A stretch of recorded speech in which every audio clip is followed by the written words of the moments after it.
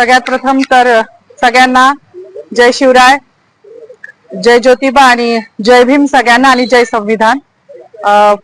काय बोलावं मला काही समजत नाहीये, पण आज संविधान दिवस आहे हे सगळ्यांना माहिती आहे. कुठल्या पण महापुरुषाने कुठल्या विशिष्ट जातीसाठी काम नाही केले आणि त्याच्यामध्ये स्त्रियांसाठी ज्यांनी काम केले ते माझ्यासाठी पुनर्जन्म देणारं व्यक्तिमत्व आहे. मग ते महात्मा फुले तर आहेच, ज्यांनी शिक्षण दिलं. त्यानंतर रघुनाथ कर्वे ज्यांनी संतती नियम देऊन स्त्रियांचं आयुष्य सुकर केलं.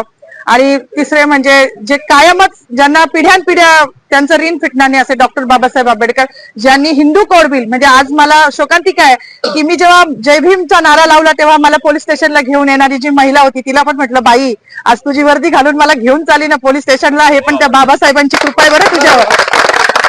मला हसायला आलं, मी अजूनही आनंदी आहे, मला काही वाईट वाटत नाहीये. माझी नोकरी, माझं प्रमोशन मला काहीच कळत नाही, कारण माझ्या बाबासाहेबांनी हिंदू कोड बिलाचा जो राजीनामा दिला होता तो माझ्यासारख्या महिलांसाठी दिला होता.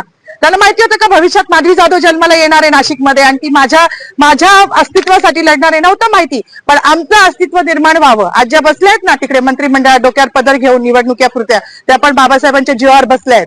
नाही तर विशिष्ट जातीने तेच काम करायचं असं लिहून ठेवलं होतं. चूल आणि मूल याच्या पलीकडे ह्यांच्या संविधानानुसार कुठला वाव स्त्रीला नव्हता. आणि ज्या संविधानाने आज मला ही ताकद दिली आहे त्या बाबाला जेव्हा हे संपवायला जात आहे तेव्हा त्यांची ही लेख तेवढ्याच निडरतेने उभी राहिली आणि ह्याचा मला खूप अभिमान आहे. जास्त काही बोलणार नाही. गिरीश महाजनांनी जो बाबासाहेबांचा अपमान केला आहे तो भरून निघण्यासारखा नाही. म्हणजे त्यांच्या दृष्टिकोनातून पाप धुवायला आता कुंभमेळा येतोय, तिथे जरी त्यांनी नदीत आंघोळ केली तरी तो धुतला जाणार नाही, इतकं मोठं पाप त्यांनी केलेलं आहे. त्यांचं पाप जेव्हा संविधानाच्याच मार्गाने त्यांच्यावर अॅट्रॉसिटी दाखल होईल ना तेव्हाच ते धुतलं जाईल.